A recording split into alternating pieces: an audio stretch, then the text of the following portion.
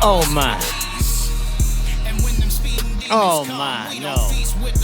No, no, no, no, no, no, no, no, no. Hold on. No. No, hold on. Back to the ready to rip. Hold on, hold on, hold on, hold on. Oh my God, we gotta put the intro image back up. We already messed up. Oh hell no, we gotta put that. Hold on, give me some ready to rip. Hold on, well, there you go. That's what I'm talking about. I tried to get Sean. He needs. You're right. Sean is going to bed. He's got to go to work in the morning. This is what Broke Joe's talking about, guys. This is what Broke Joe's talking about. He's like, why are you allowing your bum ass to sit here and talk crap about Kyle Larson? I don't. I'm jamming. Hold on. I want to hear the song. Hold on. I got to hear the song. You got to tap to unmute. Hold on.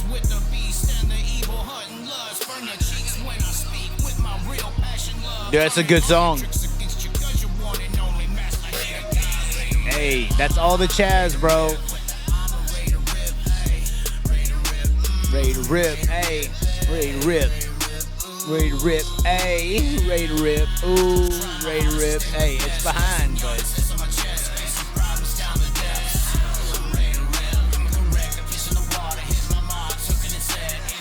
Yeah, some ready to rip. Oh.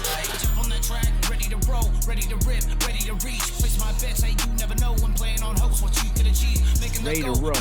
rip, ready to reach. Hey. Y'all need to hear those vocals in that song, though. Y'all need to hear, like, the actual... Y'all really... Those people out there watching, if you don't know, like, the actual meaning of ready to rip, it's probably applying to you. It probably is. You just don't want to face it. And this is the problem with some people. They don't want to face the truth. They don't want to, like Broke Joe says, I need to face the truth about you being some fucking bum in a damn basement running your mouth. I mean, I've already faced it. I'm okay. And that's why I make songs like Ready to Rip. I don't make songs like Ready to Rip because I haven't faced it. I make songs like Ready to Rip because I have faced every insecurity or worry you could ever put on me, and I've already went through it. So no matter what you fucking say to me, Broke Joe, you ain't gonna crack my fucking skull. You ain't gonna crack my fucking skull. You ain't gonna do shit to me. All you son of a bitches up in that building getting your chili bowl flu on and drinking your cocktails, doing karaoke with Logan Seavey tonight, you talking all your fucking shit, you ain't gonna break me.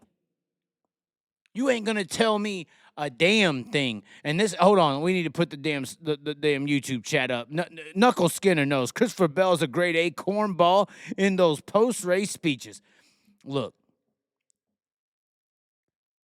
you ain't gonna break me at all. At all, period.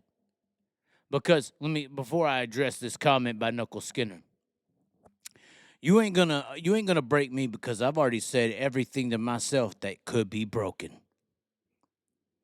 Okay, so when you've already built bridges over the cracks that you want to make, buddy, I'm fucking 2 years ahead of you. I'm 10 years ahead of you. I need to be 100 years. Honestly, I'm behind. Real men, whatever the world tells you, you should have already told yourself 10 years ago. Whatever they want to make fun of you, say about you, talk shit about you. This is life lessons. I can't believe I'm offering this for free. This is something a psychiatrist would tell you. Whatever people can say to you to make you feel bad about yourself, you should have already broken 10 years ago and built bridges on. So when these motherfuckers come out into your life, just like Kyle's already built these bridges. He hopefully, Caitlin may have helped him. Caitlin's an amazing woman, by the way. So when these people come along and start pointing out your faults and saying, oh, you're bad here, you're bad there, you need to fix this and fix that, you've already done something about them. It ain't something new. If you haven't self-analyzed to that degree, you will never be as good as Kyle Larson. You will never be Tom Brady. Do you know why great quarterbacks are the best? Because they hate themselves the most. They already know their faults.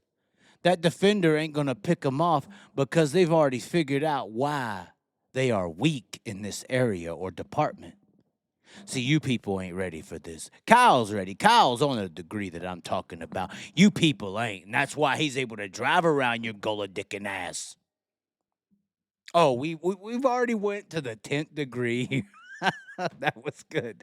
I'm sorry if you didn't laugh on that one. You are you're a shill. You're a shill. You're like Dirt Tracker. No, I'm just playing. I love Dirt Tracker, although Dirt Tracker hates me. No, I'm just playing. He don't hate me. It's fine. Oh, Christopher Bell. Let's address the comment.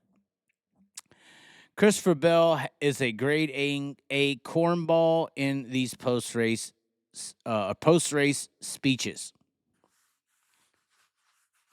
Look, there are things in life that come along and offer you a great future and a morality. And they plant ideas into your brain of, if you do X, Y, Z, I'm going to reward you. I'm going to reward you with ABC. And hold on. If I say you play by X, Y, Z, and then all of a sudden I take Z away, you do what the fuck I tell you. So y'all ain't ready for this conversation. If I take Z away, you do what the fuck I tell you, or you don't get to go around again to ABC. I'm your key master. I'm your gatekeeper. I've joked in the past and said I'm your sugar daddy.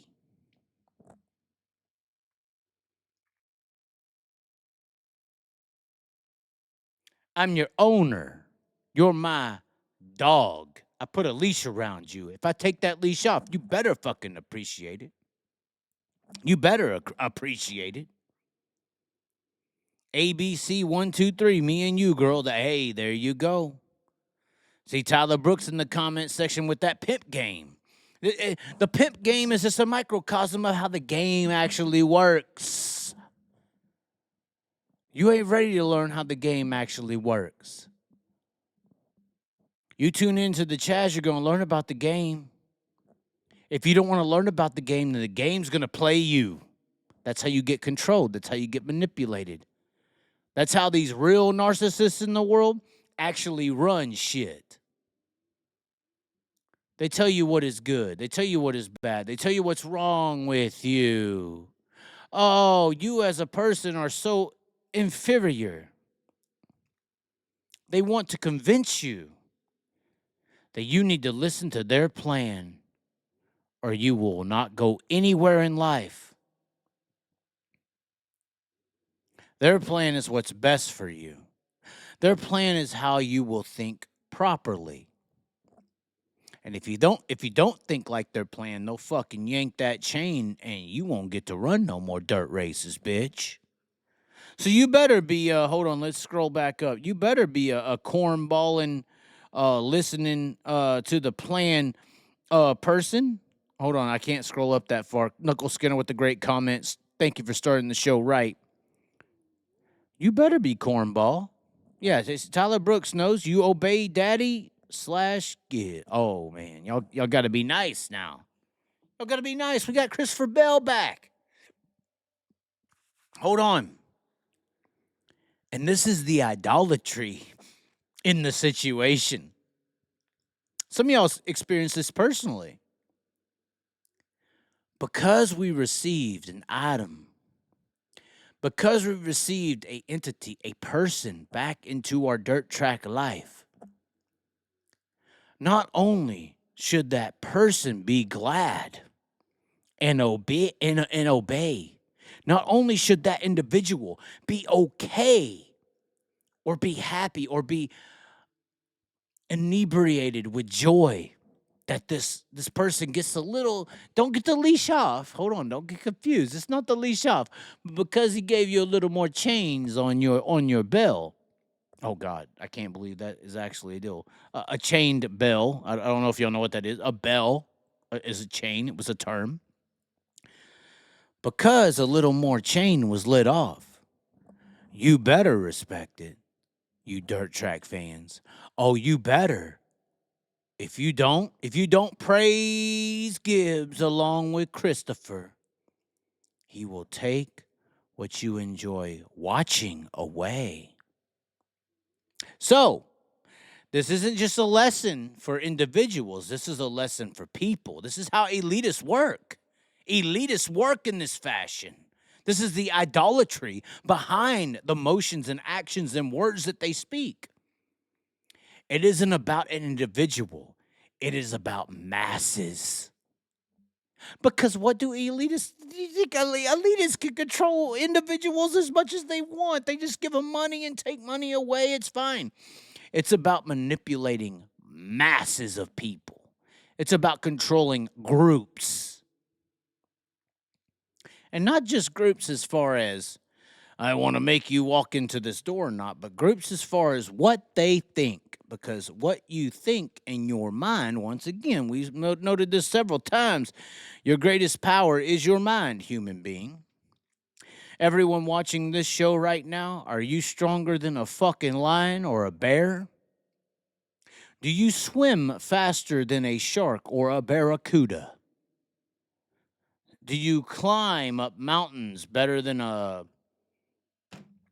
billy goat? Oh, I think not. Do you know why you are where you are watching this camera right now, dominating this planet? I think misunderstandingly, but knowingly, do you think you dominate this planet because you are strong or fast or anything like that? No. You dominate this planet because you are the smartest.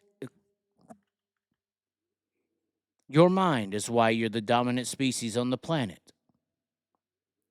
So, when smart people realize that your mind is why you dominate things, they want to control that mind because they know that pushes them higher on the totem pole. Do you get that? If I want to dominate a lion or a bear, they're strong. I put them in a cage. If I want to dominate a fucking shark or something, I put them in a tank. That's their strength. They swim. I put them in a tank. They can't swim no more. If I want to feel dominance, if I want a human,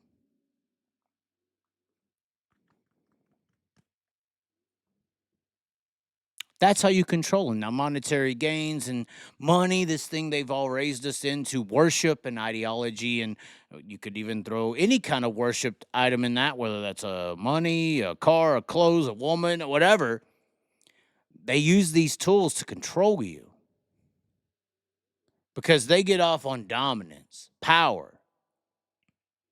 That's why it's called elitism, because you're not viewing people as people. You're viewing people as almost like livestock, funny enough. You're viewing people as items that you control. See, this is stuff that y'all really don't want to. Some of y'all may get it, but it looks like nobody's commenting because you're probably listening because I'm dropping some real knowledge on how people are controlled. Now, luckily, in motorsports, which in my opinion, just my opinion right now, motorsports is the pinnacle of mental ability, personally. Because in motorsports, you remove the physical attributes. You remove height. You remove, most of the time, weight. You remove strength from the situation. And we replace the strength in motorsports with horsepower, another animal we dominated. So when we replace physical strength, height, capability with horsepower, these race cars that we see, these vehicles that we watch these drivers play on, it's literally exhilarating in my opinion, as far as the sport, the peak, the number one dominant, the number one performing mind. Because you're removing the physical attributes. This is a mental game, this motorsports thing. It is where the best minds are found when it comes to sport, game, anticipation. NFL quarterbacks are throwing for a window that is a foot here, foot there. We're throwing for a cushion at 100+ miles an hour that is, inches. If you're this far from the cushion, you're in the B. You have to be right here every time, or you fail. You're not in the elites of the thinking, the ability, the concourse of the situation. So I personally believe that motorsports is where we are finding our greatest minds. And if you've listened to what I've said here, that is why I believe in this sport. That's also why I believe in the talents of this sport, because the people who go to the front of this sport are the elites of the elites when it comes to human beings. Not physical strength. Obviously, they need it. Not height, not weight. But the greatest power the world has ever seen that we know of, the human mind. And that's why this sport is so special, even though it's underrated and underappreciated. But that's because of the influences of the outside world. Tyler Brooks says, I've known it for years how mind control works, but I also know who died on the cross. I'm protected. I'll bow to only one. Interesting assessment. Interesting assessment. We will get into the show. I just wanted some people to file on in because we got a very interesting show. Some have came in, some have left. We do have very important things to talk about. Obviously, Chili Bowl Midget Nationals tonight. We just did a little opening, so everybody is locked in to the scenario. But speaking of elite, this is why it is so special when we do find a younger talent who has a mixture of work ethic with ability. Why it is so influential and cherishable to find those individuals. And I will say right now, just out of my watching of this event tonight, that this son of a bitch right here, this Carson Bowden, who won a B main, let's just say it. It's not like the A. It's not Kyle. We're gonna get to Kyle here in just a second. But this son of a bitch right here, not the one pushing the car, he had his chance, but the one in the driver's seat. This Carson Bowden, who finished, I believe, 19th or 20th in the main event. This guy right here, I witnessed first time at the Eagle Raceway IMCA National Championship event. I walked up into the pitting area and I saw what I believe to be, someone of a small stature. I thought, honestly, when I went to the pitting area, I thought there was like a Rico guy helping the pitting area. I thought there was a midget or a little person, whatever the proper term for this is. I thought there was a little person working on the car. So I was like, who's this guy working under the car? So I walked over there, and it's this guy who pops out. And I'm like, how old are you? 14 guy. The dropping situation hasn't occurred. So, and I'm like, really? And then it's like, well, I'm Carson Bowden. And so I'm like, okay. I was going to LaPlante and Zach Rhodes, these ballers in the 305 world. And then I'm like, okay, I'll pay attention to this guy. This is a 14-year-old kid working on his own car. It was just astounding to me. I was like, that never happens. The 14-year-olds out here are like, that cocky fucker who rented out the CB industry ride that threw a crazy slider and got slid and complained about it in the interview. Most 14-year-olds are renting out rides and stuff. They got tens of thousands of dollars behind them and backing. Not Carson Bowden. Carson Bowden's under the fucking car changing his gears out, and I mistaken him for a little person. I watched the rest of the night. This son of a bitch goes out onto the racetrack and is throwing sliders, hitting the line perfectly, pretty much every fucking time. Come to find out, the sprint car that he was working on is a 1995 XR1 or something. VLR. No, it's a 1999 VLR chassis. They go out there in this IMCA Race Saver Nationals and compete against the best. Run well. Run astonishingly good. And I'm like, okay. I've sat here and said these 14-year-old fucking kids, 16-year-old, 18-year-old kids who have all this fucking money, they're big money daddies, they just go up into this sport and purchase they basically denied Mike Wallace. I think that's why Mike Wallace got denied on his NASCAR venture this year because of his age.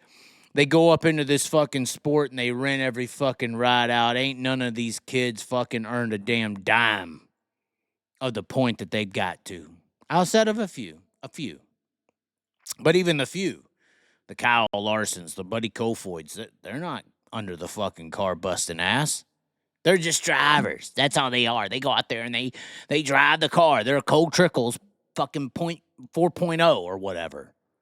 I don't know how to get in the car, Harry. I just get in it and drive. Been hearing that for 40 fucking years soon.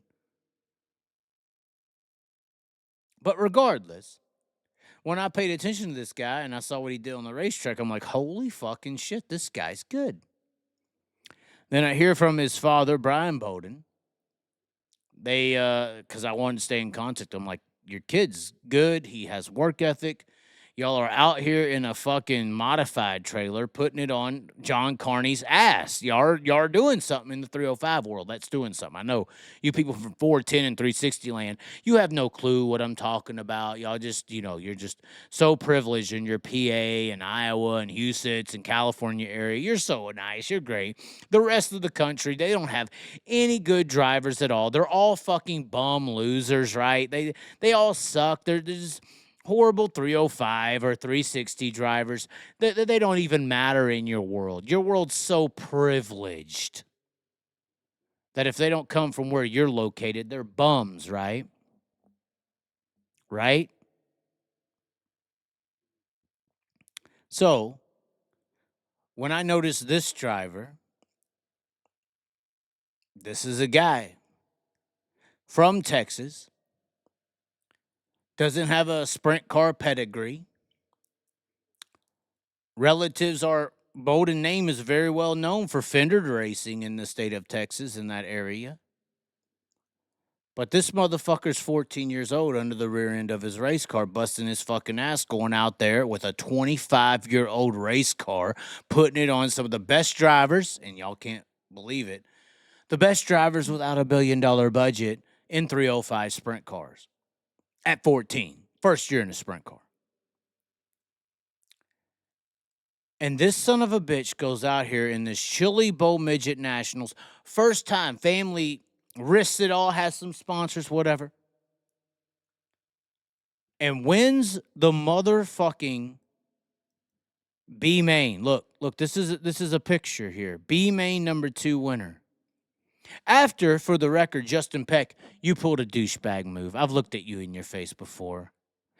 You pulled a douchebag move on Carson Bowden in that qualifier, for the record. I was paying attention. Oh, nobody would notice? Oh, I did. Everybody else is cheering for me. Oh, no, I noticed. that Carson Bowden was running a smooth race in his qualifier, probably would have locked straight into the A main. In my opinion, Justin Peck threw a douchebag slider. Which, I mean, you got to throw I'm not making you feel bad, Justin.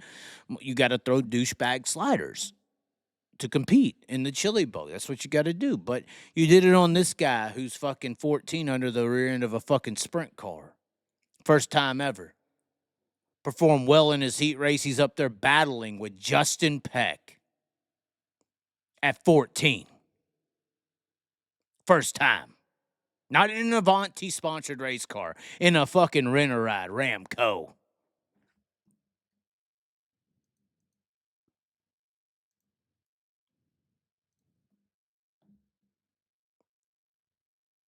But has a bad qualifier, goes out there in the B main, pulls away by 3 fucking seconds on you seasoned veterans.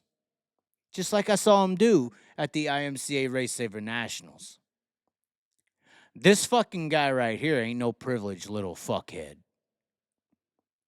This guy right here ain't getting rented out rides at CB Industries and going out there and junking people's shit and getting out when he gets junked and crying about it. This ain't some privileged motherfucker. This is a hard-working individual that respects his equipment. He didn't do no fucking douchebag shit out there. He went out there and raced like he worked for it. But he also did some very good aggression. He drove back around your ass, Justin. Remember that one slider you pulled that you couldn't pull off, and all of a sudden this fucking kid just drove the fuck around you first try? And that's what I noticed at Eagle. This motherfucker right here ain't scared of you bitches. This guy right here, he respects his equipment. He works on it. He does what he can with what he's got, which down there in Texas in the South is a 305 or a 360. He does what he can with what he's got, but when you fucking throw a slider on his ass, he pulls it around on you. He ain't afraid to outrace you. He knows when he can split the gap. He's not an idiot, basically. Some of these kids, they don't know. They're like, oh, the gap's closing. I'll just stay in it. Plow, and they flip up in the fucking fence. This guy knows I can make it. And he made it on you, Justin, and then you threw that douchebag. Regardless. To me, this was the most impressive performance on Chili Bowl night number 1. Carson Bowden right here. He's going to be at the and once again, I've kept up with the family. This motherfucker's going to Volusia with a 360. He was so impressive in his 305 year with his work ethic and his drive that there is people that are going to support this son of a bitch to go to Volusia with a 360 machine. I ain't trying to be a dickhead when I say this, but by the end of the week, he's going to outrun Landon Crawley.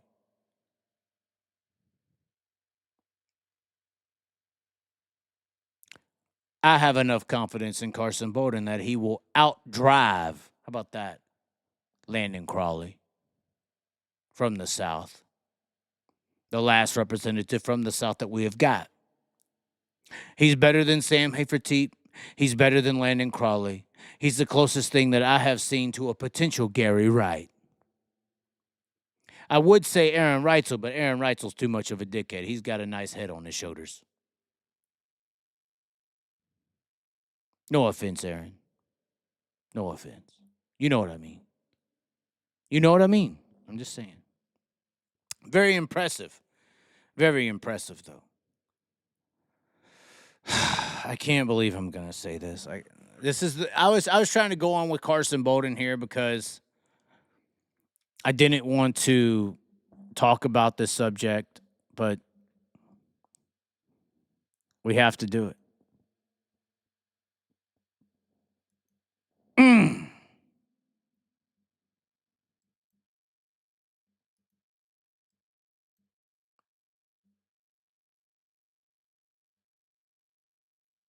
I have to. I'll be right back. I have to go throw up real quick.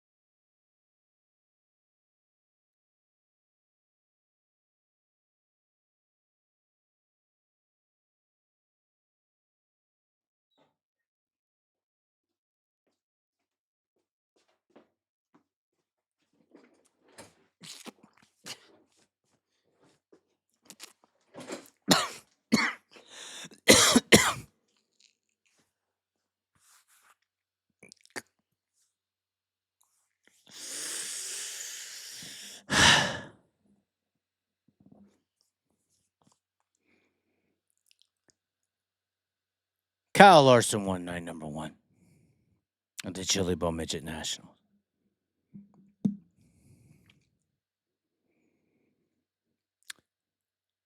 Shane Golobic,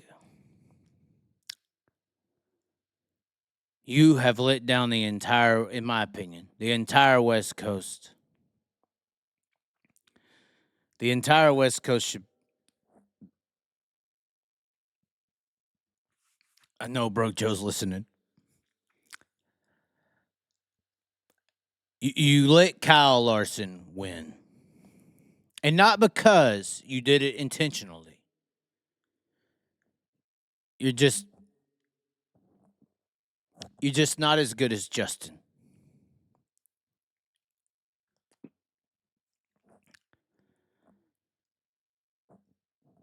Now,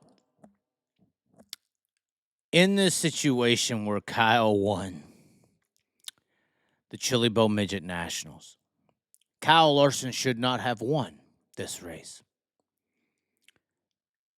Kyle Larson, in my opinion, drove his I can't even say it.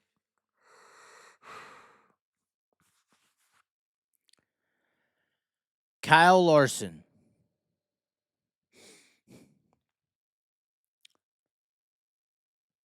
drove his way to victory. Okay? Kyle Larson did not have the car to win this race at all, period.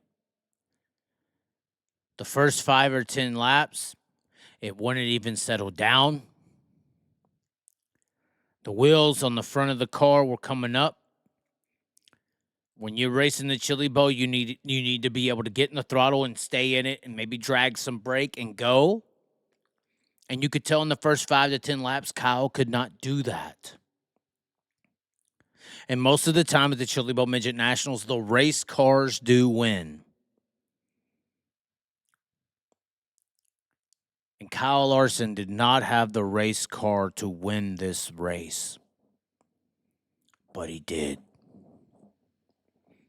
And I mean, y'all could say I'm a Kyle hater or whatever, but I mean, I gave Kyle credit where credit was due. I literally went on this post from Flow Racing. I was the first comment. Hold on, let's refresh it. We'll see how many people have since then relinquished. I can't show their footage. Since this post, I made the comment. I literally said it right here. I said, unbelievable drive, Kyle.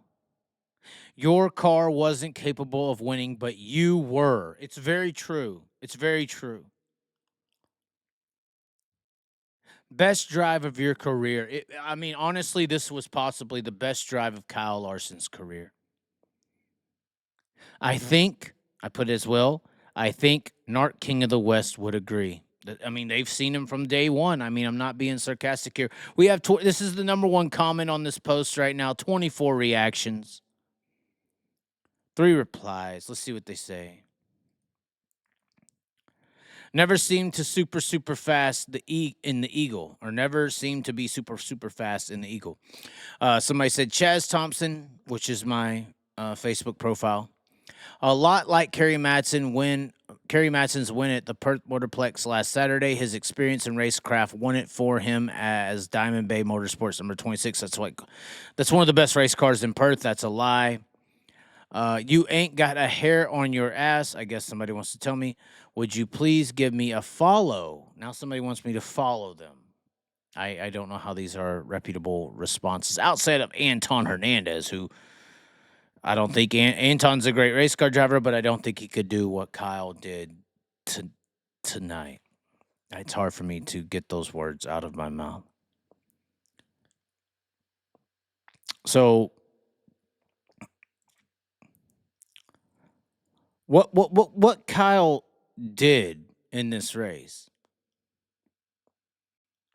was unbelievably astounding.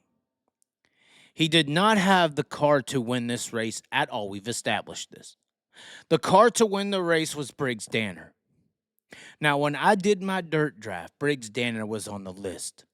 But I have bet on Briggs Danner before, and every time Briggs Danner goes out there and looks like a superstar and superstars that fucking car into the wall and flips it into the fence. Talk to car owners in Pennsylvania, they agree. They agree. That's why he's going non-wing racing. You can make mistakes in non-wing racing, and it's okay. You were pushing the limits. You make mistakes in wing racing, nah, motherfucker, you're junking my shit. Get out of it. Hate to be mean to you, Briggs. I think you're amazing talent. But somebody needs to sit you down and say, hey, you're driving too hard, and maybe your ego needs to take a back seat when they tell you that, and you need to listen. Briggs Danner should have destroyed this fucking field, but that ego of I got to be the guy, I got to go in there and show off I'm the PA super fucking star. That's what put you in that fence.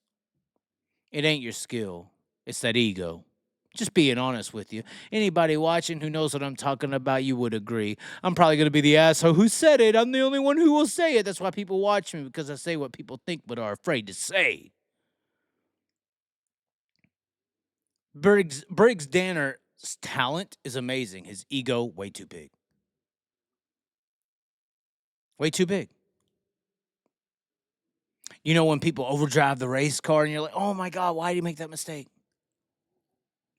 I'm telling you what it is. It's the ego. You're throwing that car in the corner.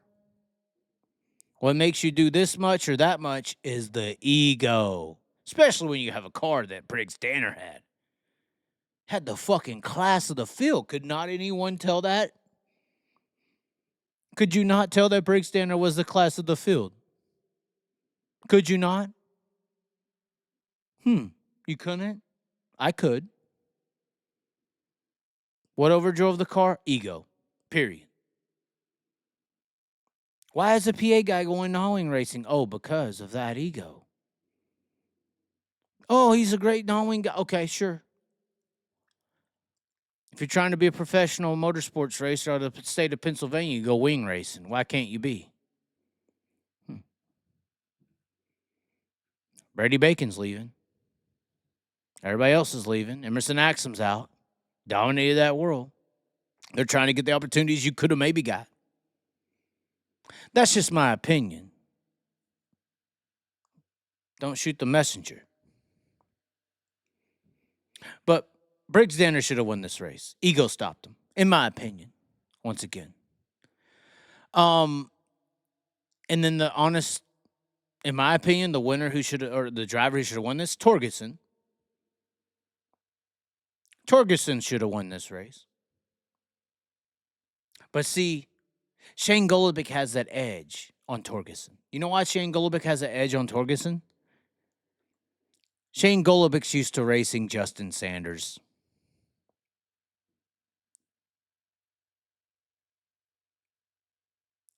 Shane Golubic's used to that. See, when you race on the West Coast for a multitude of years, you're used to a guy showing you a nose that might fuck you up. And you're used to reacting to those guys that might fuck you up. Now, I think Shane was a little too egotistically driven. Egotistically driven as far as like, oh my God, it's Kyle. See, a lot of these drivers, unlike Carson Bowden, I don't think Carson would get flustered. A lot of these drivers, when Larson shows them the nose, they freak the fuck out. They don't know what to do. They're scared to death. Like a regular guy would be running a race, they see Torgerson's nose. Keep running it, Torgerson's nose. Keep running it, Torgerson. They see Kyle. Oh, fuck. Oh, shit. It's Kyle. And to see when that's how Kyle beats most of you fuckers. You think it's Kyle? Oh my God, it's Kyle. That's how Golobic lost. He got you to think about who it was. Torgerson lost because when Golobic was fucking up, Torgerson got too caught up in following him. If you go and watch the tape, Torgerson basically followed Golubic into all the mistakes, but didn't have the same skill as Shane Golubic to pull out of them. Go look at the tape. Go roll the tape. Watch it.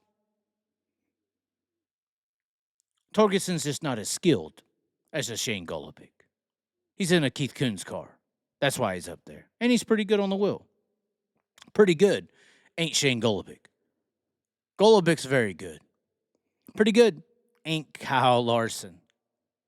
Kyle Larson's one of the baddest motherfuckers you'll ever see on a racetrack, buddy. And when you're pretty good like Shane Golubic, seeing Kyle Larson will fuck you up. And when you're like Torgerson, following a guy will fuck you up. So Kyle Larson sat back here, drove as one of the baddest motherfuckers on the planet, and waxed y'all's ass. He waxed Torgerson's ass because he noticed that Shane was leading Torgerson into all these mistakes, and Golubic's kind of, on the cushion, his car was kind of tight. I don't think it's Golubic's driving ability that caused some of these issues. Car was kind of tight. He's making normal, pretty good driving mistakes. Torgerson's following him because I guess he sees him as some seniority of ability. And Kyle's sitting back like a bad motherfucker, like, look at these fucking birds fucking up on the top. I'm going to wait for Torgerson to fuck up following Shane because I know he ain't as good. And then I'm going to show Shane my nose and scare him out of his fucking seat, and I'm going to pass him. And that's how Kyle Larson won this race, because he's one of the smartest. Back to tie this all in, he's one of the smartest he's got the mentality in an elite level. He used his elitist thinking ability to win that fucking race. Because he's one of the baddest motherfuckers in the world. Although I think a guy like Carson Bowden, for instance, if he got to that level, he ain't going to be scared of Kyle. There's some guys that aren't scared of Kyle at all. I think Justin's one of them. I think Carson Bowden's one of them. I think a lot of the World of Outlaw drivers and high-limit drivers, they're not fucking afraid of him.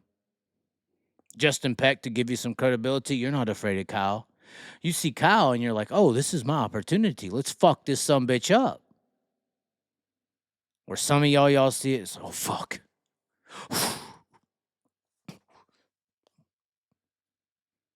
That's what happens. Kyle knows this. I talked to Kyle about this, actually. We've had some pretty good conversations late at night. Not in the bedroom like some of you gay people think, but, did I say the G word? But in the bar, as he's drinking his Captain Diet and Morgan, or whatever it is. Actually, the first time me and Kyle hung out, he bought my drink. I just wanted what he wanted. He said Captain Diet. So that's what Kyle wants. If y'all want to go buy him a drink tonight as he won, Captain Diet, order it up. So I think that's how Kyle won, but I will give credit to Kyle here as well. I've already given it enough. I said he didn't have the car. He's just outsmarted all y'all. And say I had to go check what Anton Hernandez was saying here when he was talking about never seemed to be super, super fast in the Eagle. And we documented the other night how Kyle Larson's worst Eagle performance or worst Tulsa Chili Bowl performance was when he raced the red and white Eagle chassis that Paul Silva tricked out, and he could only, I think he finished 6th or 7th. This car that Kyle Larson ran, we had to go to the entry list. It was an EMI. You can see it right there. So this is actually extremely impressive. When I saw this car getting all tied up on the cushion and not handling how Kyle would like, it reminded me of that car. Because if anybody remembers that Chili Bowl, I believe it was 22 or 23. They're obviously on the turn of the year, but it was a red and white Flow Racing vehicle. It was an Eagle chassis. It was this experimental car. It wasn't the King chassis that Larson won back-to-back Chili Bowls in, which was a King chassis that was tuned by someone very special. We don't want to make everyone mad right now. But then Paul came out with this Eagle EMI midget, and Larson wet the fucking bed. Couldn't keep the front end on the ground. It wouldn't drive correctly. And he finished 6th, 7th or something. Couldn't go anywhere. And it reminded me of that at the beginning of this race tonight. But through Kyle's ability to drive race cars, not the car, he was able to take this EMI chassis and win this race tonight. So I just want to follow up. This is, I think, maybe there's been some adjustments, but it looked very similar. It looked like a piece of shit out there. This is the same car that Kyle Larson finished 6th or 7th 2 years ago with no issues, just couldn't outdrive the car. The car was shit. It wasn't up to Kyle Larson's standard. And I was using it the other night as an example. Y'all think Kyle can drive anything to a win. That Eagle car, or this Eagle car potentially, a couple years ago, Kyle Larson could barely keep in the top 10. He finished outside the top 5 because the car wasn't there. At the Chili Bowl, you need a good car. I think come Saturday, they are in trouble. Unless they cut some bars and splice some stuff or maybe do something to the MSD box, they are in trouble here. Still. Because Kyle Larson outdrove Golubic and Torgensen. You didn't outdrive Christopher Bell. I hate to say this, but you didn't outdrive Christopher Bell. You just didn't, Kyle. You just didn't. We'll go to the chat real quick. What we got here? Hold on. There's got to be some kind of chat. Y'all have to be losing your mind at this point. Y'all can't sustain yourselves.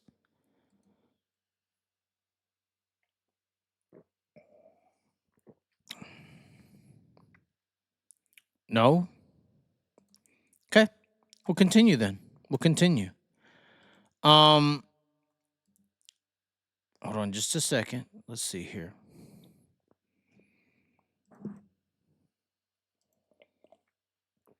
Let's see here. Obviously, if you watched tonight, you saw that Christopher Bell won the Race of Champions. He won this, and you can't deny this. Because Christopher Bell's waiting on Kyle come Saturday. That Eagle ain't going to make up. This is Torgensen and Golubic mistakes. This ain't Christopher Bell. Christopher Bell won the Race of Champions tonight. Looked very smooth, looked very proficient. And I think outside of the car, even if these were equal race cars, the real main difference as to why Kyle, and maybe Kyle needs to hear this. I'm hoping it will help him. I would rather have Kyle. I can't believe I'm saying this. I'd rather have Kyle Larson beat Christopher Bell come Saturday night. But there is a big Bell difference here. You see, Kyle Larson, look at his face over here. You see his face over here to the bottom right? Look at it. Look at it. Look at how it is. Kyle Larson, just say for the past year of his life, has been drugged through every fucking gauntlet there is. He was drugged through the Wild West shootout gauntlet. He was drugged through the fucking, I hate to say it, he was drugged through the high limit gauntlet. Do what we tell you, how you do it, because you got to make this a bigger, better fucking deal. My ninja. Do everything we need you to do. Come here, go there. Indianapolis, Coca-Cola 600. Come here, go there. And then, what was it, like 2 weeks, 3 weeks ago? He was in fucking, I'll come to Australia. We got to make you a big deal. Kiss the babies. Love the motion. Oh, okay. Come to shootout. Drive the car. Okay, and I get it. Y'all think that that's all great and everything. And it is. It's amazing. It's awesome. But That's got to be a little tiring, right? That's got to be, no matter how much I said this with music, no matter how thrilling it might be for Taylor Swift, her first time ever on a stage in front of 100,000 people and they're all screaming her name and going along with her songs, no matter how amazing that experience might be, after you've done it day after day, week after week, month after month, year after year, the shit has to get boring. I don't even like listening to the same song every day. Now I gotta fucking sing it. And not just one song, every song on the fucking track. That sounds horrible. That sounds like a nightmare. Little different with race cars, correct? Little bit different. But it's still what they offer you. It's still the deal that you made. You wonder how Kyle gets to where he's at. I'm trying to give you some hints. There's a deal. See, Christopher Bell's from Oklahoma, the home of Freemasonry. It's a little different when you're from the West Coast. There's a deal. So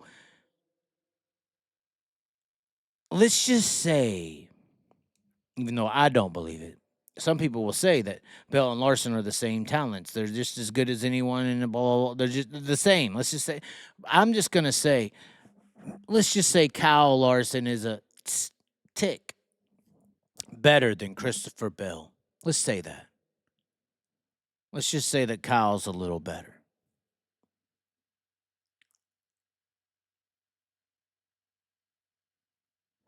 When you've went through the gauntlet, when you've been drugged through the dirt, and that's what I feel bad for Kyle in a way.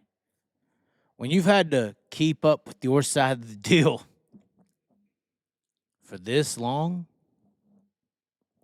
you might have to be just a tick burnt out.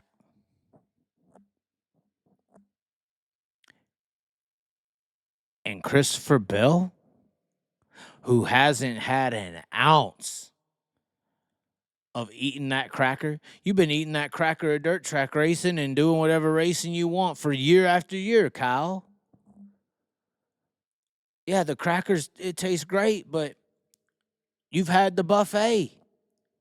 Christopher Bell's been starved of that son bitch. Starved. He's eating that cracker like it's the first cracker he's ever had, my cracker. I'm just saying.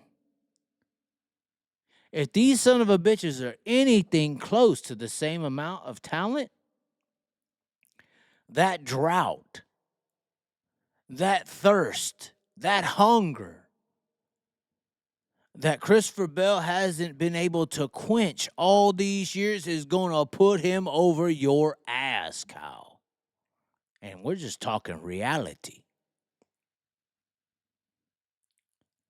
And that is the big Bell difference. And Kyle can't understand it because he's never had to face that. He, in his career, I mean, Chip Ganassi let him do what he wants, kind of, or what he wanted to. He said the N word. He got to go run all the dirt races, get it out of him. When he came back to NASCAR, Mr. H, or I guess they're calling him Mr. H, I don't even want to know what kind of P. Diddy thing that's about. I really don't want to know. Me and Jeremy Mayfield can have another show about it. But I don't want to know what that's all about. I don't want to know about the toss and the cherries and all that, why he's doing things to y'all. I'm just saying, Kyle, you've never experienced that drought. And the physical,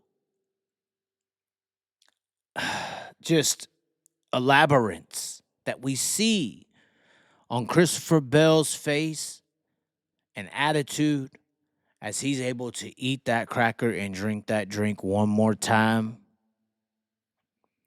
If y'all are at all close at all in an ability, He's going to destroy you.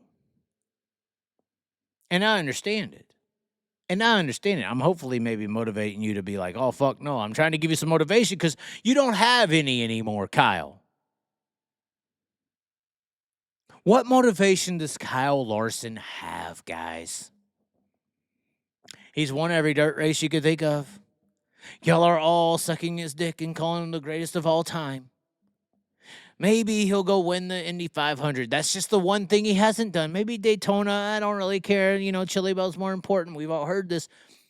Kyle don't have no motivation like Chris Bell does, is my point. There's no comparison there at all, period. The excitement and joy that Christopher Bell is feeling and that we can see is going to put him over the top. Now, the problem with Christopher Bell is his qualifying night, guys. Because these two sumbitches on your screen have got all this admiration, all this respect, all this recognition.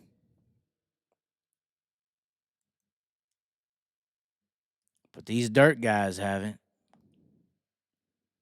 These dirt guys ain't been talked about like these two boys on the screen. They ain't had their fucking ego stroke for 10 fucking years and talked about greatest and all that.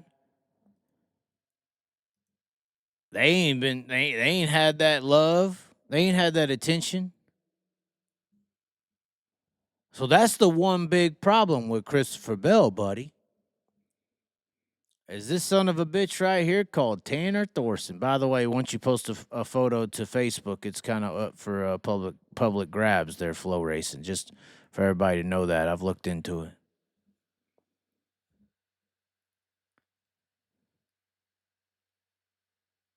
This Tanner Thorson right here, dude, at this point, ladies and gentlemen, to me, Thursday night is the night to fucking watch. We're going to look into tomorrow night's lineups. But Thursday night's the night to watch. 100%. Because even though Tanner Thorson over here has won a Chili Bowl, I've talked to Tanner Thorson a few times. And this is coming from the perspective of these dirt guys who ain't got the recognition, respect, awareness for doing what they do in these dirt cars compared to the Bells and the Larsons, who just came in and walked through it, got the chances. Some of these guys ain't got the chances. Tanner Thorson did everything that Bell and Larson did. They just didn't have a room or a spot for them. They didn't have the millions to pursue a NASCAR career. Tanner Thorson is a almost duplicate person of Bell and Larson. He just was left behind. And Tanner Thorson is coming. You saw how he talked. He wasn't afraid. He's ready. Tanner Thorson is unleashed. He's a killer. Tanner Thorson, in my opinion, through all the conversations I've had, out of all the sumbitches, like I was talking about, Golubic got scared and, all this, Larson plays these games where he shows them a nose and it's Kyle. He knows it's Kyle and he knows it'll fuck him up. Tanner Thorson ain't like that. Tanner Thorson or Chris Bell shows him a nose, or Kyle Larson or Chris Bell shows Tanner Thorson a nose. That sumbitch relishes. Tanner Thorson is waiting for that slider so he can fucking cross you over and, coming off a 4. Oh, I came up the track a little bit. Oh, you were in the fence, Chris Bell and Larson. Oh, you flipped over and wrecked your car. Oh, I'm sorry. Hard racing. Bitch. That's Tanner Thorson. Tanner Thorson a fucking killer on the racetrack, guys. He don't fucking hold back. Bell Larson showed Tanner Thorson a nose. That's just an opportunity to fuck up a little bit off of 4 to get rid of another competitor that might win this race because I got to win it. I'm a left behind motherfucker. I ain't a multimillionaire on no fucking NASCAR contract. I could have been. I should have been. I would have been if I had that money and opportunity, or a P Diddy'd my ass up in there. But I didn't. Kept my dignity. Kept my talent and ability and respect. Or just got left behind and I know I'm better than you. Motherfucker. That's that to me. I know I'm talking obnoxiously or rude right now. That's Tanner Thorson on the racetrack, in my opinion. In my opinion. So Thursday night, Chris Bell's big comeback and may end in a fucking right rear end of the fence, bitch. Because fuck you and your comeback. Because I should have been you anyway. I could have been. I should have been. I would have been. That's how I see it. Tanner's not saying this. That's just how I see it. Because I see Tanner Thorson as just as skilled as any of these guys. I see a lot of guys in the dirt world left behind, like a Tanner Thorson. That would have been just as good as Bell, just as good as Larson. They just weren't chosen by the elites. That's what I believe. I'm not saying Tanner believes that. All I know is Tanner Thorson does not lack the confidence to whoop Bell or Larson's ass. When Christopher Bell or Kyle Larson shows a nose on 90% of that building, what do I do? What do I do? Oh my God, it's Kyle. Oh my God. Oh my God. I don't want to wreck him. I want to go to lunch with him. I want to say hi and get his autograph later. That's 90% of the fucking building. I'm telling the truth. 90% of that fucking building, and 10%'s a lot. Think about what I'm saying. But 90% of that Chili Bowl building, when they see Bell or Larson, they're more concerned. I need to get an autograph. Can I really get a picture in the top 3 with him? Can I really? Oh my God. It would be so cool to post to Facebook how I'm next to fucking Bell and Kyle or any of these guys. I'm going to be so cool. I could Snapchat it and send it to my little group. Oh my God. That's how you fucks think. You 90%. Y'all are just so happy to be next to him on the track. There's 10% in that building. I think Tanner Thorson's in that 10%. When they see Bill or Larson, they're ready to fucking kill. They're ready to eat. They're ready to whoop his fucking ass. Well, y'all over there, oh my God. So, this whole comeback, and it's beautiful.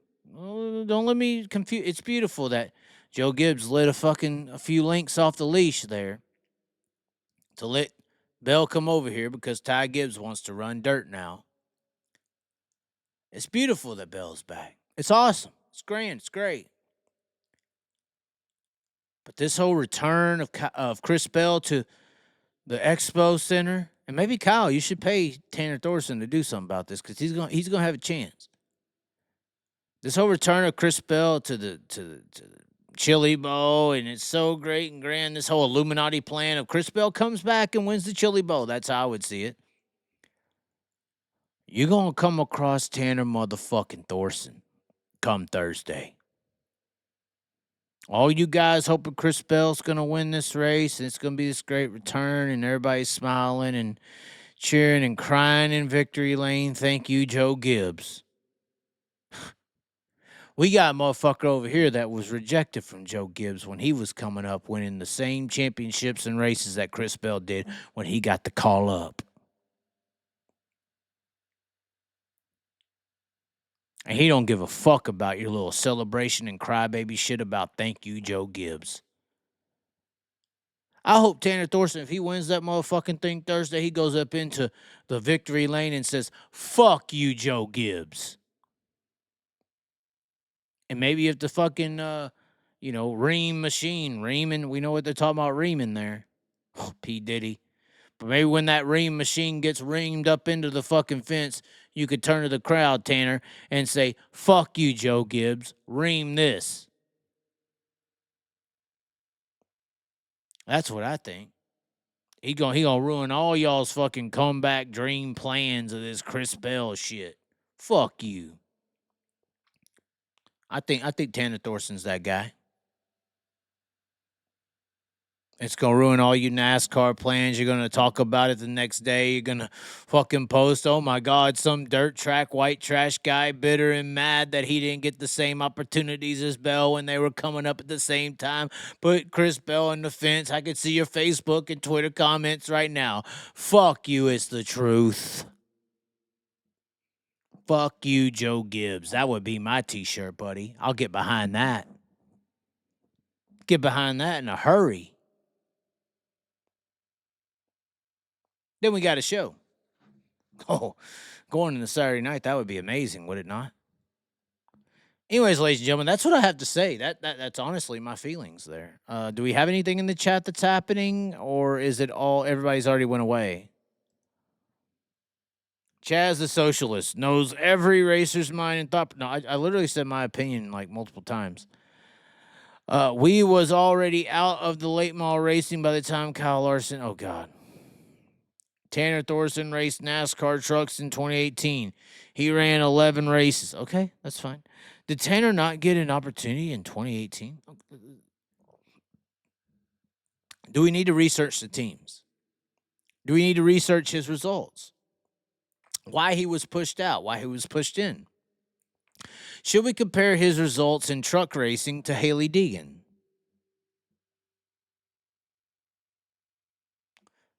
Or any of these other people who have multitudes of amounts of money that could just keep on running? Why did Buddy Kofoid get pushed out of NASCAR? Why did he didn't run well? Well, what about this other guy or gal who didn't run well? Why are they still in the system? What?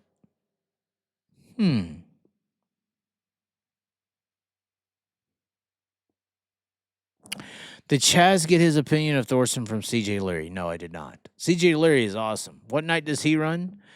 Dank Dank says that was intense, bro. Oh, I bet. Oh, I'm scaring motherfuckers with what I gotta say. Marketing, small cash cows to milk. Should we do call-ins? It is 12:46. Should we do call-ins right now? People aren't ready for this much reality. Thank you. Thank you. People aren't ready for this much reality. They're not. How much would Tanner not be like Sugar Shane? Oh, God. Sugar Shane pissed his fucking pants when he saw Kyle Larson's nose. Did y'all not see it on the racetrack? You could almost see when he peed. You could almost see it because he could have easily crossed him over and he just fucking, he saw it was Kyle and he peed his pants. It's literally what happened.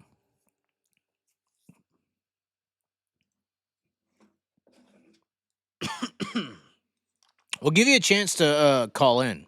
Hold on just a second. Let me get this.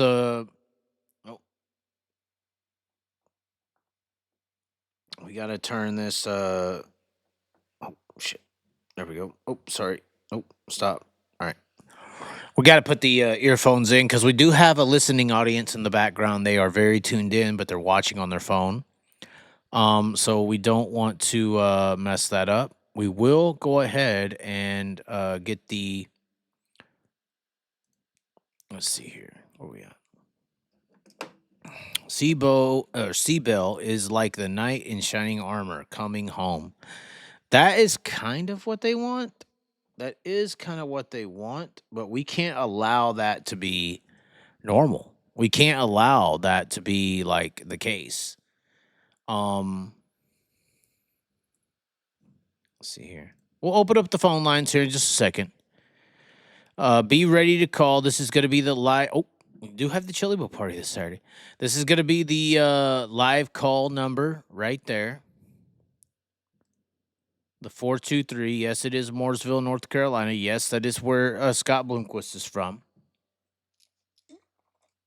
Or Mooresburg, Tennessee. My bad. Mooresburg, Tennessee. Tennessee A. Hold on, let's see here. This was way too deep. Can they handle this, guys? I don't know if they can or not. Hold on. We'll put the chat up. We'll put the chat up and we will open up the lines when I get back here. Hold on just a second. We will be right back. There's the chat. Seabell. I'm opening up the phone lines, guys, if you are really ready to take it to the next level. Hold on. Be right back. Phone lines are being open. Get ready to voice your opinion. I'm really curious to some of y'all's reactions to this. We're opening up the phone lines here. When I get back, look at your chat. In the meantime, super chat, if you want it to be read. I think we only had one. Yes, we only had one super chat this entire damn time. Oh, we had two. Bent Rim Podcast said, hold on. I'm sorry. Don't want to be mean. I got to be fair to everybody who sends the super chat. Hold on. But he finished 7th in the ROC. So the ROC is different. The ROC is different. Hold on. Be right back, and we're opening up the line. Shane sold out big. We'll talk about it.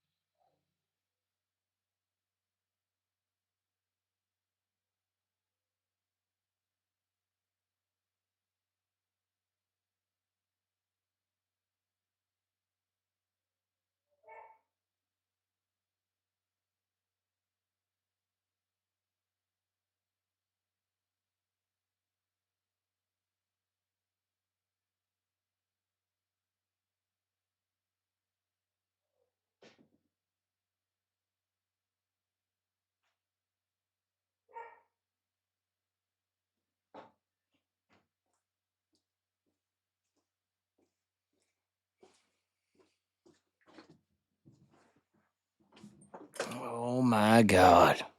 Chaz, good preaching tonight. Tanner kicked ass when he raced 360s at Placerville. It's very true.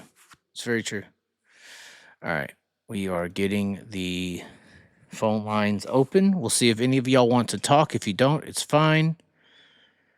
Hold on just a second.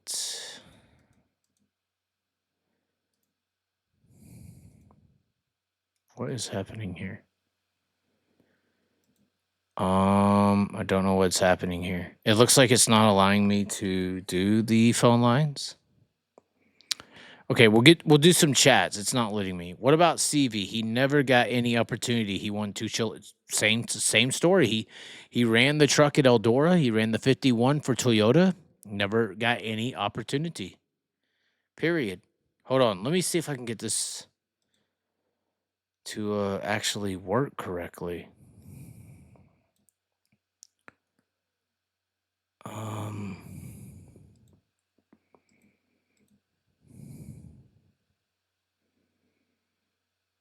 What in the heck? Hold on.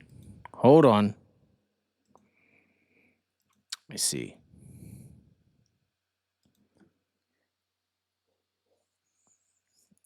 Okay, well, I guess go ahead and call.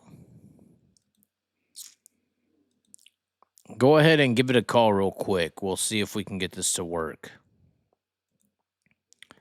That is the number on the screen, 423-616-7673. If you want to call, we do have the line open right now, I believe.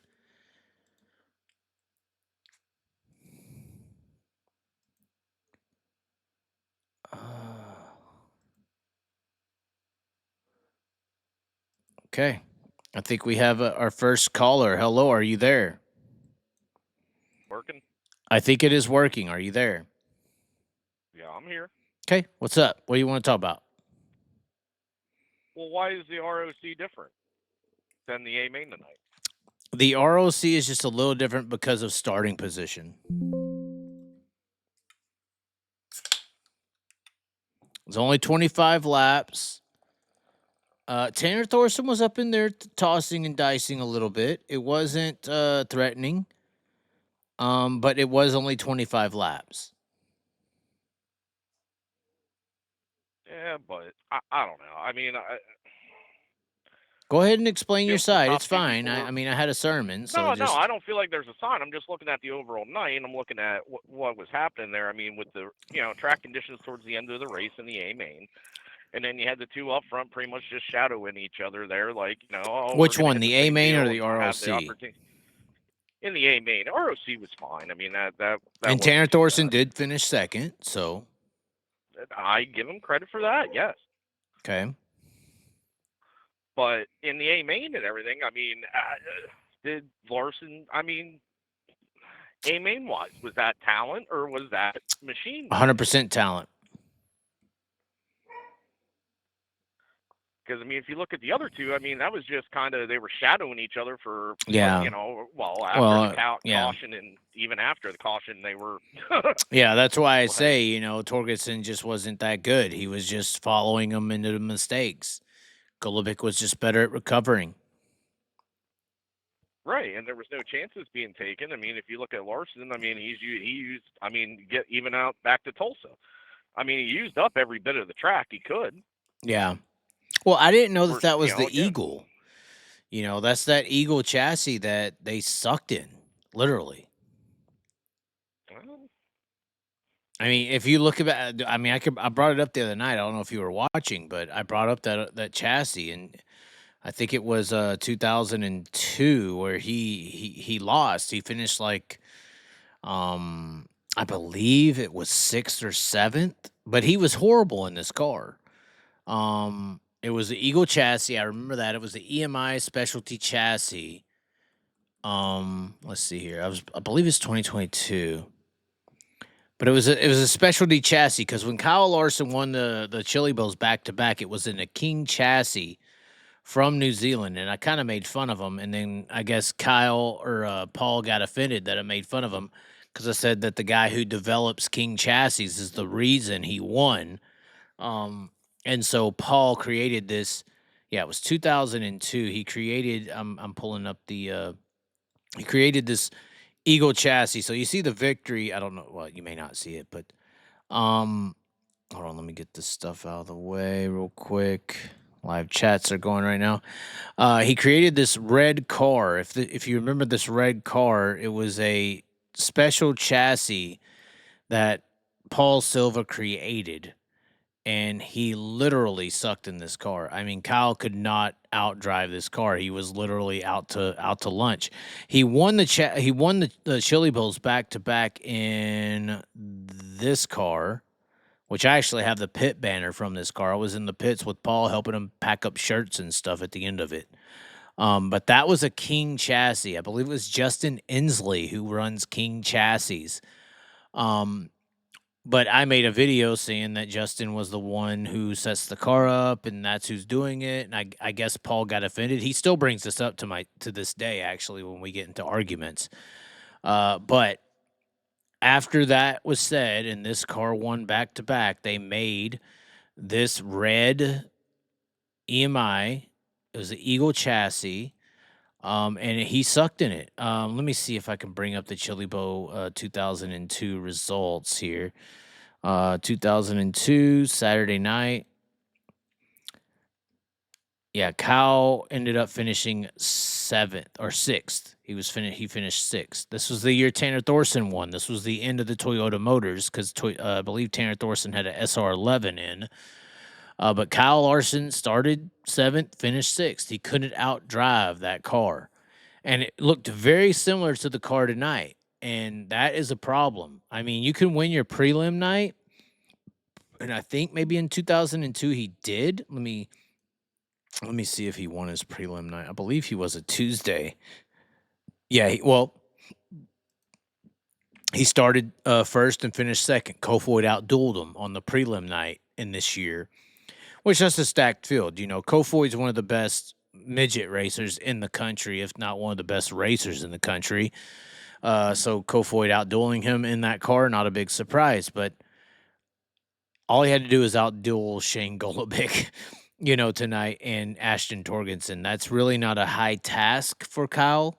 But when you come to Saturday and you put everybody in that field, it's a different task. And it's going to be hard for Kyle to win in that race car. I've already seen him fail in 2002 in that race car, and it acted very similar. When I saw it tonight, I was like, this kind of looks like that car, is it? And so after I put that comment, how he won the race on skill, not the race car, and this makes sense because that car is not going to win the Chili Bowl. It's just not a good enough car. It can beat Ashton Torgerson and Shane Golobic, but it ain't going to beat these other guys. But no, but that's why I was saying if you look at the results of the ROC, is that not a tall tale sign of how Saturday's going to go? Well, I agree, and that's why I think Christopher Bell has an advantage. But I think that if you put, I think it's 40 laps this year. It's not 55. It's 40. Correct. I think you put 40 laps on that. You get in the traffic. I think Tanner Thorson is the threat. Now, really, Thursday, for the record, I think Thursday is going to be the problem for Bell because Thorson is on the same night. Thorson has a chip on his shoulder, and that's more so what I'm trying to say is Tanner Thorson, he races with a level of aggression that a lot of guys don't. And he's got a victory with 55 laps. This was the year when he ran that car. You know, Bell was in the field. We see Bell, Rico, Kofoid, Larson. They were all there. So, I mean, Thorson has the confidence to believe he can outrun Bell, but he also has that chip on the shoulder. I think Bell not being in the car is an edge over a Larson, for example, like I was saying.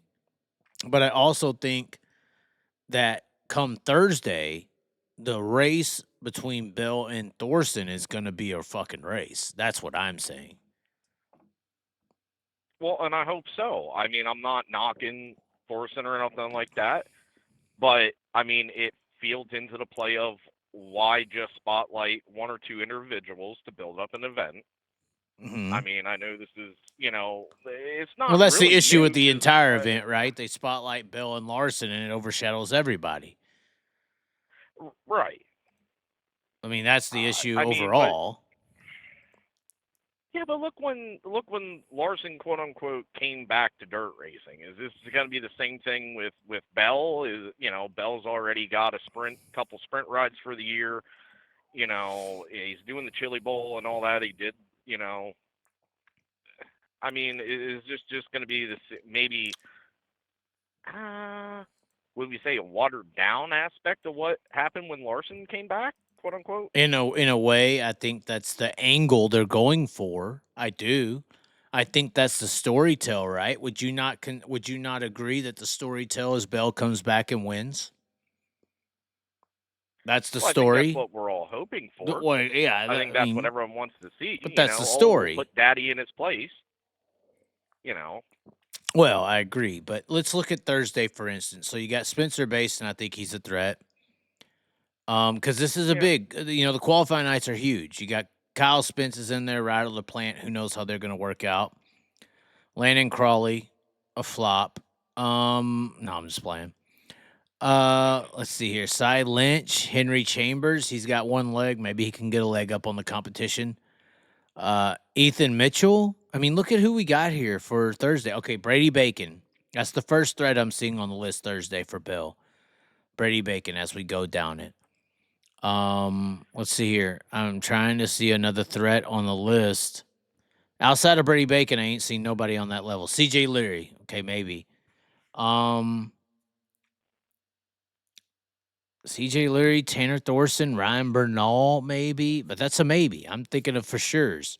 CJ Leary, Tanner Thorson's, that's a for sure guy who can compete with Bell. Chris Wyndham. So Chris Wyndham, and can we even say Chris Wyndham? I mean, really, in that building, in these cars, Tanner Thorson and CJ Leary, maybe. I would only say Tanner Thorson is the only threat for Thursday with Bell. Yeah, but that's not a guarantee, man. It's the Chili Bowl. I mean, anything. Well, but that's I understand that. But if you were betting odds, who's going to compete with Christopher Bell out of everybody on this list? Out of Bernal, Stassa, you gonna say just Stassa, Chris Wyndham? I'm just saying, like Tanner Thorson's the only guy on this list that's going to give him a run for his money on Thursday. Well, and I hope so. I mean, make it interesting. You're going to have to. I mean, but that's the great thing about the Chili Bowl. I mean, It's supposed to be the great thing. Cars matter. right. I understand. Yes. I mean, I don't see. I don't think you really get that underdog storylining that you used to develop right. The throughout Dan week Borses with or the Chili Bowl. yeah. Yeah, like I kind of missed that, but that's just a change in machines and time and how things Toyota. are going. Well, that too, Yoda, yeah. Toyota's really fucked this system up, I think. This Chili Bowl, they really have. They put a lot of money into it, but they put a lot of money into it to gain control, and they have, I mean, that's the reality of the situation. Yeah, but you see that all across the country in different divisions, man. Like, hold on, are you the Big Rim podcast guy? Yeah. We should give you a shout out at least, right? Who are you? Like, what? Nah. Come on now. You got this podcast. We might as well plug you for a half second. Well, it ain't much of a podcast anymore. I mean, originally, we personally talked about this, and I talked with a couple people that about starting a podcast. It was supposed to be a racing based podcast, but didn't really want to get involved in half of the drama and politics, which the politics is the thing that takes people out. I mean, that's the reality. The politics take people out. They get a little too deep and they see how it works, and then it's like, oh fuck, I can't get this deep, or I'll be fucking head chopped off like the Chaz. That's how it works. Well, but it's not so much that as that I get how some of these stories that have been coming up lately and stuff, and I know some of these guys personally and have spoken to them, and I get it. But at the end of the day, some of these people have businesses and livelihoods tied to what they're doing. Right. And the guilt. It's kind of like, all right, dude, I'm not going to, get involved in stuff. And, and I give you all the credit in the world, dude. Like, even back, when you were, starting, dude, it's like what I consider to be up through the 90s and early 2000s. How did you get your name out there? Well, you had to travel and stuff, dude. And look what you did, man. You packed your stuff out and you've been going. And, not to be discouraging or not, like I thought you'd be up higher in numbers by now, dude, to be honest. But maybe, the truth doesn't sell. The truth doesn't sell. I mean, in reality, right. People don't want to hear the truth because you're combating the ideology that the bought and paid for media has bought and paid for. So when you come out and you combat what is propped up, you're a villain. So, that's just a sad reality. There's a lot of money invested into maintaining images or building an ideology, especially in racing. A lot of people are paying a lot of money to be viewed a certain way. That's just the truth. Yeah, from that point of the people that are in the industry and some of these racers, yes, I understand that. But when it comes to guys like us, I just think at the end of the day, I just wanted less headaches, which didn't really happen anyways. Because I cover more motorcycle-based stuff, and I haven't even been doing it, to be honest, Chaz. It's just motorcycle-based. So have you got into the Aryan Brotherhood at all? No. No, see, there you go. See, there right you go. Away, the politics. Yeah, see, it's the same shit. It's the same shit, man. It's Believe the same me. shit. Do you want to die today or not? Yeah, you want to talk? You crack jokes about the John Wick thing and stuff. It's Believe true. me, the phone blows up when you hit a certain topic. Like, I ain't joking. I ain't joking when I say that. I picked the shortest white people sport there was, and that was sprint car racing. It ain't the stars of that sport are really short and kind of miniature. So, you pick the stars of the motorcycle industry, you might as well get ready to get gutted tonight. Oh yeah. But I think it fell in from what happened with the podcast is that, there's a community based around with these creators and how you get in with the YouTube group. There is a community. And I kind of fell in more of the community side with other creators and stuff. And, that's good. We're looking at starting another channel, but it's going to be more kind of, I don't know, destination travel. So is the Bent Rim where is the Bent Rim podcast based out of? That's a curious question. Well, it's your favorite place in the USA, man. Oh, that means PA. Yeah, Pennsylvania. Oh, God. Yeah, Pennsylvania is the right way to label it, for crying out loud. What part of Pennsylvania? Oh, you know. Oh, you there know. in Central. Oh, God. Yeah. No, we're about, listen, if you, okay, local track, if you're talking big car track, it would be Selinsgrove, not Selinsgrove, Selinsgrove. Oh, you're up there where would be the my home fucking track. Yingling is pissed, That's Well, where the Yingling gets a and then you little wanna talk- spike add to it, Yeah. And then, you got Penns Creek Raceway. That's the next one over. I'm only about I've 10, raced 15 there. minutes from there. I know. I was there. Oh, God. You saw my I marshmallow might have ass? helped. Oh, no. Yeah, I might have helped you. I might have filmed. I may not have. Oh, I can't handle you bikers. Might have paid for you. Might have paid for you to race another class just to get your ass on the track more. Well, that's just because the weight limit was so high, I mean, fuck. Yeah, but if Raymond can fucking do it and compete, Oh, come on. All right. Let's get back to racing. I know who you are now. I'm scared. Yep, there we go. I know. Now I know that you could kill me tomorrow. No. So what about this anyway. tomorrow night? So I'm rolling down the list for tomorrow night. What is the show tomorrow night? Do you even have a name for us scroll this? Who's racing tomorrow night? Do you even know? Let me look up. That's what I'm saying. Like Bell's Thursday, Larson was the night. Nobody else cares. It's two names and that's it. No one cares. So who's tomorrow? No. I'm just saying. Who do you think is tomorrow? I'm going to scroll real quick. And I'll tell you the names I pick up as I go down. Yeah, go ahead. Okay, so this is actually a soft field. So I'm looking at the field here. First name that jumps off, Brad Sweets tonight, although he couldn't get his car to stay running. Garrett Williamson, going to be a Rookie of the Year with the World of Outlaws tonight. He's going to be in a 6G car. Who is that? No one knows. Zach Dahm, I guess, would matter. Thomas Mesereau. So T-Mez is tomorrow. That's one name. Jonathan Beeson, T-Mez. That's some two, Tulsa names. Clinton Boyles, who sucks dick on a mic, so it's fine. Everybody loves him. RTJ, Ricky Thornton Jr. is tomorrow night.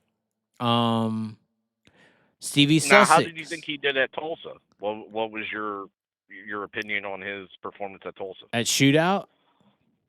Yes. Ricky Thornton. Yes. Let me down. I'd still give him It was credit. a fucking bust. I don't care about the credit. No. See, I'm judging, and this is what I had to tell Brent Marks, his crew chief, because he got all offended.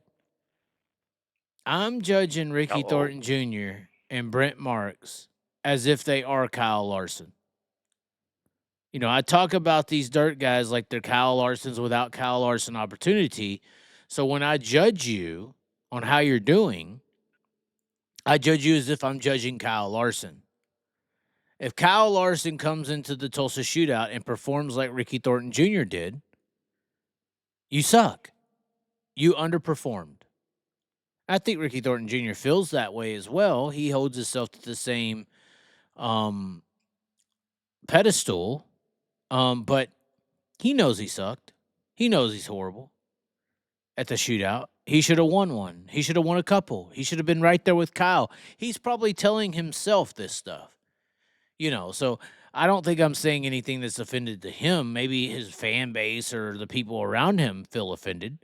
But him himself, when I say you sucked, that's exactly what he should be saying to himself in the mirror, in my opinion.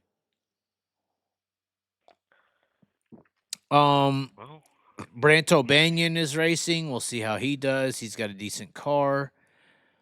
Jake Buback, he's always done well in that machine. But Hank Davis, a 360 guy. Derek Hagar usually is okay. I'm just looking at hitters, though. Kevin Thomas Jr., hitter. Landon Brooks, I was high on him. He's from the West Coast. Okay, so you got Buddy Kofoids tomorrow. That's probably going to be your winner. You have Ty Gibbs, which is the only reason that Christopher Bell is running dirt, in my opinion, because Ty Gibbs expressed interest, and he does what his grandpappy says. You have Tom Harris from the United Kingdom. He is there. Mike Hess, who apparently let's high limit drivers cheat. How do you feel about that? That was a deal, right? Listen, you can look at it as two different ways with that scenario. I'm just saying it was a statement I that was mean, made, kind of, even though they said he was a pedo. I don't know what that means, but right, but then once the tweets have disappeared and it's kind of gone silent now with it. So, I mean, do you just let it die, or obviously, who's right, still right, involved all right. is All the P Diddy evidence is gone now. LA's burned to the ground. Well, and that's what I mean. I don't know what else to really say on it. I'm not touching base on it. I really don't. You see it across multiple. You've seen it all over the place. So I would put the it's just being favorite. brought up on a national, Okay, I'm moving quote-unquote, on. national level. Fine. I like Mike Hess. He had my back at Gold Cup when I was getting in a fight this year. So I'm fine with Mike Hess. Whatever he wants to do, I don't care about the age. It's fine. But Buddy Kofoid, I see as the favorite tomorrow night at this point. When I'm looking at the schedule of drivers tomorrow, I don't really see anybody on the same. Maybe T-Mez, maybe if he holds himself, because he has, Yes. I think, mental issues a little bit, which I think he would embrace and love. But I think Buddy Kofoid is the only guy tomorrow night that I circle as like a favorite. No one else is there to challenge him, really. Maybe Kevin Thomas Jr. Hank Davis has a little bit of a flair. But outside of that, I don't see anyone who could compete with Kofoid. Honestly, this is a night where Ricky Thornton could run second if he's good. If he's good. I agree. I'm just looking through the list here. I'm coming Right. Look at the list. It's not very stacked. Let's just run by plausibles who are good. Brad Sweet could be good. Let's see here. Zach Dahm could be good. T-Mez could be good. Jonathan Beeson, that's probably who's going to win it, though, could be good. Outside of Ricky Thornton, we're not counting him. We're at 4 right now. I think we said Brady Bacon. Bacon's in here, ain't he? Yeah. Is he? I think, or I thought I said Brady Bacon earlier. Where is he at? Well, if he is, I'd put him up there. I'd put him in there, yeah. Maybe that's Thursday. Thursday's Brady Bacon. I'm sorry. But we're at 4. Let's see. Hold on. We'll redo the list. Hold on. Sorry. I just want to get this right. Brad Sweet is a threat. Zach Dahm is a threat. Jonathan Beeson is a threat.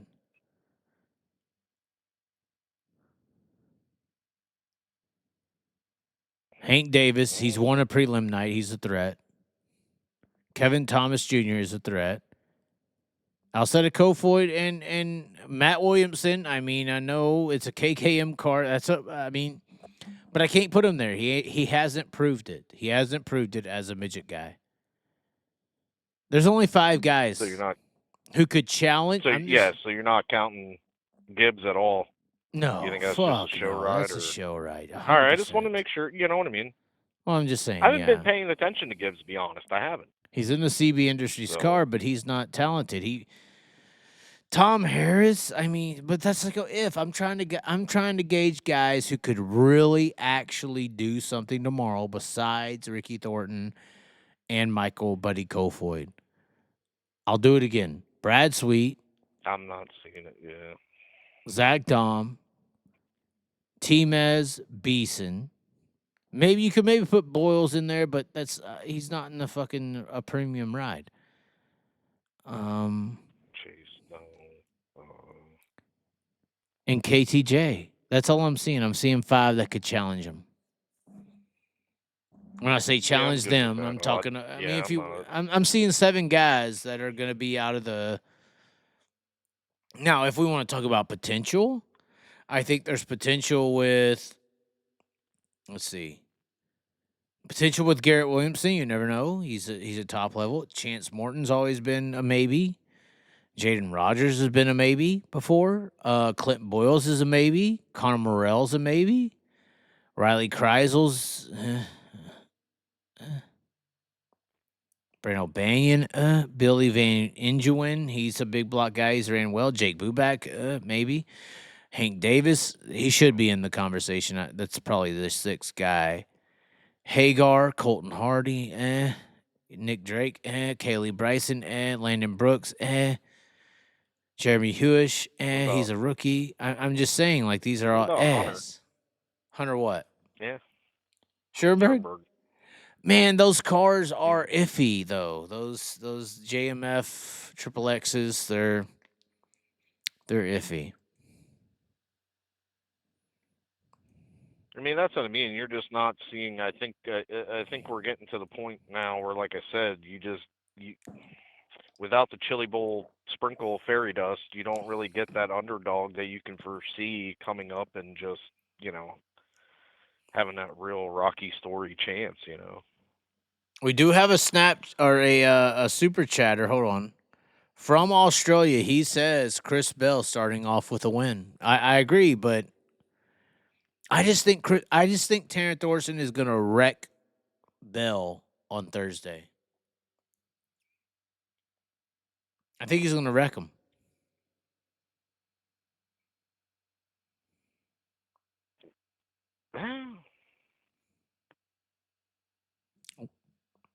Do you think it's going to get to that point? I mean, do you really? I mean, like, I don't know. I didn't think I saw. You saw kind of more over your head racing tonight than you did real aggressive. I didn't see any kind of ridiculous sliders. There was a couple questionable. Right. But okay. I mean, what were they trying to advertise earlier? That they were going to allow people to slug it out hockey style between turns 1 and 3 or something like that. Right. So I don't know. I think it's going to be a solid week of racing. I don't think you're going to see anything too extreme or outgoing. Okay. I just really don't. I mean, the racing's been decent even in the lower. What people were saying, oh well, they made that. What the flow announcers say? Oh, this has got a C main field. This has got a J main. Right. Yeah. Like that to me is BS. But that to me is downplaying all those that are trying entering and yeah, exactly. I mean, I just. Somebody wants to know our opinion on the Joe B. Miller Tanner Holmes situation. I mean, Tanner Holmes missed the bottom. Yeah.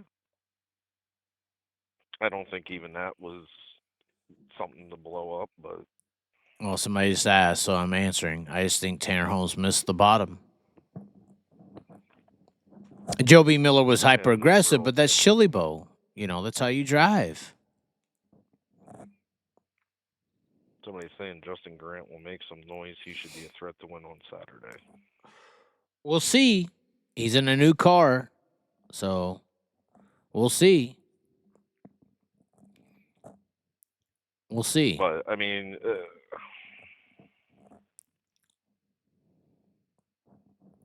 but go. Damn it! Now the name's not coming to my name. Back to my mind here. We were talking about Briggs. It's Briggs, right? Yeah, Briggs. Briggs Danner. Allentown boy. Yeah. Now, do you feel like the mentality with the driving the way he's been is because it's more of a rent-a-ride and it's not his shit, so it's kind of make it or break it? No, I mean, he's always drove like that. Yeah, I guess. Yeah. You're from PA, you know. I'm just saying that even if you take that situation and you put it in the modern, even to some of the drivers today and some of the stuff we've seen in the last couple of years, I just think that sometimes you see it, sometimes you don't.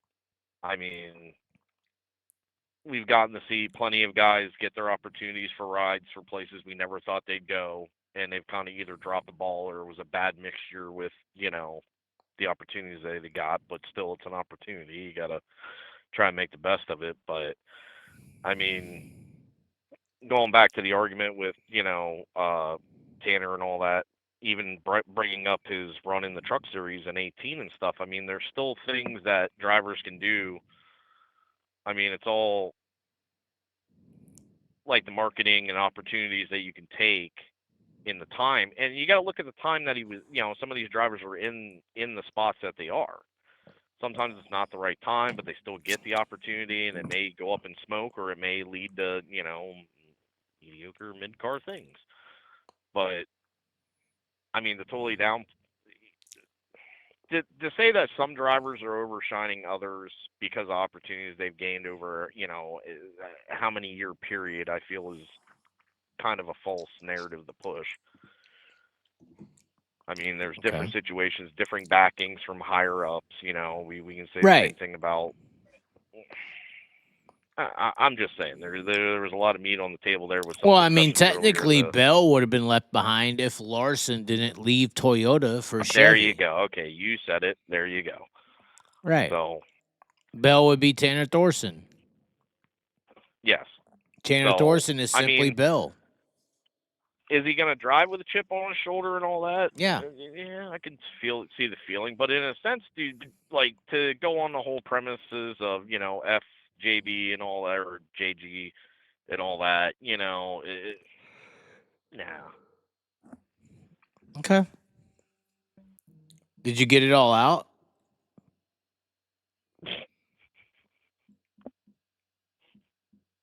I'm just asking. I mean, I think we're wrapping up the show. It's like 3 a.m. over there, isn't it? Yeah, it's about 2:30. I don't know. I work night shift now, so. Oh my God! That don't mean I have to work it too. You fuck. Hey man, you're the one that's going on with these late night shows. I mean, that's why I've been like, all right. Well, I started after the race was over. I mean, without the race of champions, it'll be earlier tonight, or tomorrow night. So. Yeah, but you with your scheduling with your little football deal, I can't go on because this football game's on and I got money on it. It's true. I can't believe the Vikings got beat so bad tonight. That's crazy.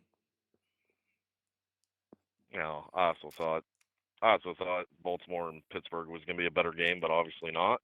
Yeah, the games were supposed to be good this weekend, but they really kind of weren't. Yeah. Okay, next caller, you bum. Yep. Take her easy, man. Alrighty, Bent Rim Podcasts. Follow.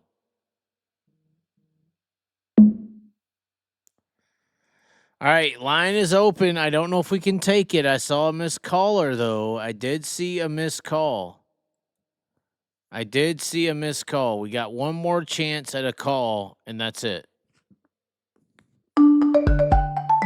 Oh, my God. Who is this? What's up, Chaz? Oh, no. What is the update on the West Coast? Tell me. We got some breaking news in California. What's going on? I got 2 tracks for you. You could tell me, but we're trying to back her down. But what is it? All right. And a possibility Erndale's on the way open and back up. The what? Erndale Speedway. It's a possibility someone's trying to buy it and keep it open. Really? Yeah. And another breaking news in California. Toyota bought Santa Maria to keep the track for the drivers. You mean like testing? No, keep it for the racers. Toyota bought it, though. Yes. I've been keeping my mouth shut on it till the press release comes out on it. Really? Yeah. I heard it back in Thanksgiving from one of the workers here. How you been? We've been okay. I mean, it is 1:30 a.m. But Broke Joe. Tell Broke Joe, anytime he wants to talk, I bullshit with him. He hates you. He wants to sit down and talk one night, I'll talk with him. But he hates you now because you're the one guy says he's a complainer. He can't handle it. He wants like a little bitch. Should I call him real quick? Should we call Broke Joe? Go for it. Oh, no. I feel like he's not going to answer. probably won't answer. He probably go, what the fuck is this shit? I can try. Go for it. Oh no. Okay, we'll try it. We'll try it, and if it doesn't work, we'll hang up. Is there anything We else you call want to tomorrow. say? I'm just letting you know what's going on in California. We'll be here. We'll be here all week, for the record. Only time I went out and watched the Chili Bowl Friday and Saturday, I'm going to, and that friend of mine, he's digging his race car over Lake Havasu for seat time. Oh God. He hadn't raced in 26 years. Damn. That's a long time sitting out. Okay, am I calling Broke Joe or no? Go for it. Oh no, I feel like we're gonna be in trouble. Hey, we can do it tomorrow. No, we're doing it right now. Fuck him. We're calling him right now. All right, here we go. We're gonna see if we get hung up on. Probably hang up on was. No. Here we go. We're calling him. All right. Thanks for calling in. No problem. All right. We're calling Broke Joe. We're fucking doing it. I'm not gonna give him out or give out his number. He would be so mad if we did. Oh no, it literally says it. All right, here we go. This is the call. We'll see if he hangs up or if he answers. He's probably watching. He's not gonna answer.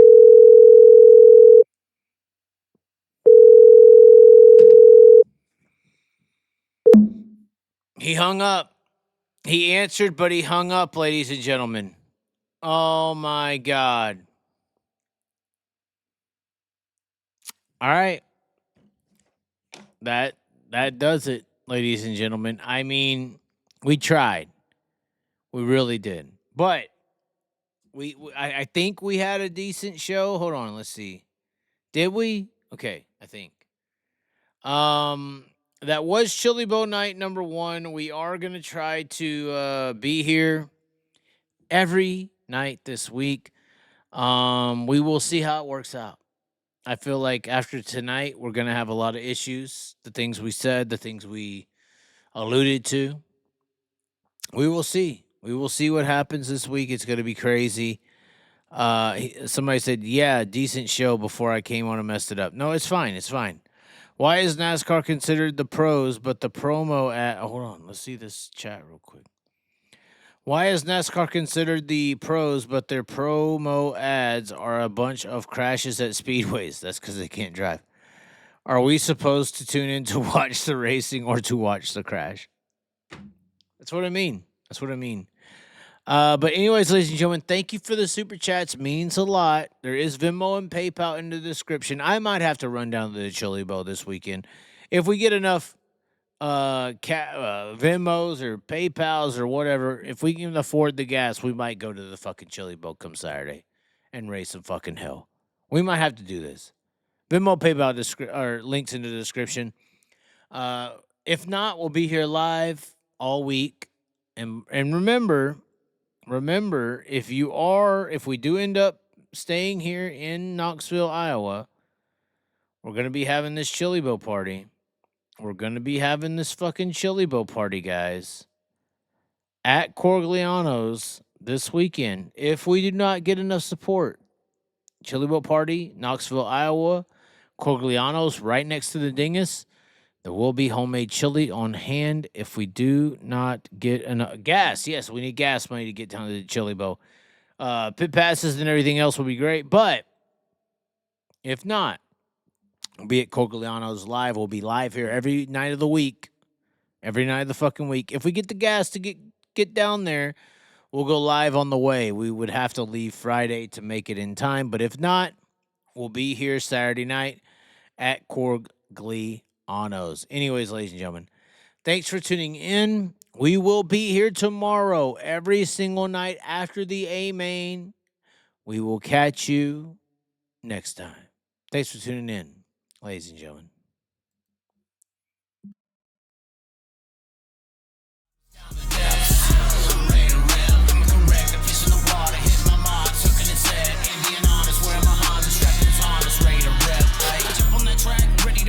Ready to rip, ready to reach. Place my bets, hey, you never know when playing on hopes what you could achieve. Making the goal, peace with the soul, don't matter the bottle with what you believe. Cause if I'm taking it all in the calling, it's harder with nothing that's harder than free. Not giving up.